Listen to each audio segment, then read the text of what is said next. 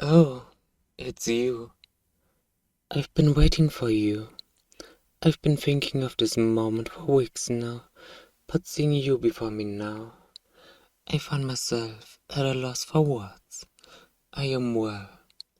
I guess it's accurate to say that I'm the spirit of this garden, the personification of the plant life that resides here, and you are the one that saved my life.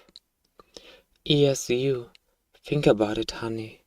If I personify the plant life in the area, is it not unreasonable to say that the only person who has helped cultivate this garden is my savior? How humble of you, dear, but you are the sole reason why you were not the person to create this community garden. The creators have long since abandoned it. You remember the state that this place was in when you first arrived here, do you not? No one had stepped foot in this garden for over 2 months when you arrived, yet you preserved every day, watering and caring for the plants, buying a rich, nutrient-dense fertilizer and high-quality soil out of your own pocket. It was your compassion that made this garden what it is today. There's no need to blush like that. I'm just telling you the truth, for by no means am I asking you to stop. Forgive me. I'm having a bit of a hard time controlling my feelings right now. You must understand how much you truly mean to me. On the contrary, we've known each other for much longer than this garden's existence. You see, before I was the spirit of this garden, there was a lot more life in this area. Yes, this place was once a lush forest filled with sturdy trees and a beautiful flora. It was a place that you used to visit every weekend, unlike the hunters who sought the game this forest had to provide, or the lumberjacks who sought the woods the trees had to provide. You would simply wander through the forest, admiring the nature that surrounded you and admiring me. But the effects of the fire were swift and devastating. The start of the fire was too far away from civilization to be put out quickly. By the time the human firefighters had arrived, the fire was too big to save a majority of my forest. They did what I could, but I was a shadow of what I used to be. In fact, due to how much of my forest was lost, I slipped into a coma. I didn't awake again until this garden was created. It was just enough to sustain me, for I was conscious. I was barely alive. I was not able to sustain a form like the one you see before you. As the founders left, I started to slip back into my slumber.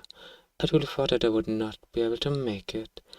Then you came. You filled this place with life and love that I needed to survive. Slowly, I started to regain some of my powers, and as I did, I watched you.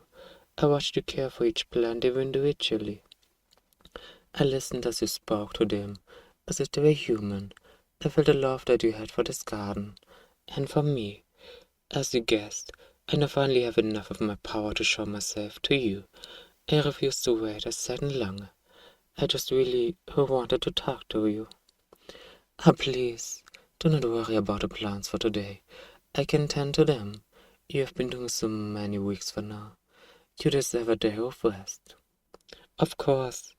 Actually, if I can make one request. Can I hold you?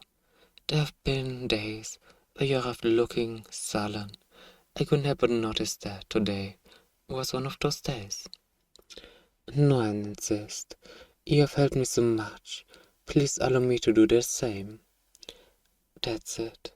I can feel you melting into my embrace. That expression.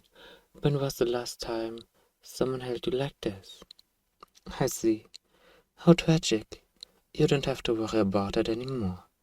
Let me be the comfort you seek, that others will not give, as you were for me. Well, it's true that I don't have to do it, nor do I have to do anything. I must admit that I have fun for you. As I was observing you tend to my garden, I got to learn a lot about you, not only through your conservations with the plants, as you water and tend them, but for the small things that you did. The place is full of cute decorations and other little trinkets that you bought throughout the days. But what's the minute thing for me was last week, when you started growing roses. How could I not take that as a romantic gesture?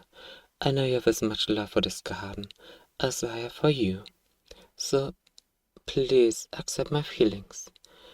You seem to be clinging to me quite highly now. Not only that, your cheeks have started to flush even more. Could there be something wrong? Is there something you'd like to say to me? Oh, I'm delighted to hear that, my love. I love you too, darling. I'm glad you're taking this so well. I feared that you would scream or run when I explained who I was. Nature spirits like me don't often reveal themselves to humans. I could imagine most people being awestruck by the sight of one.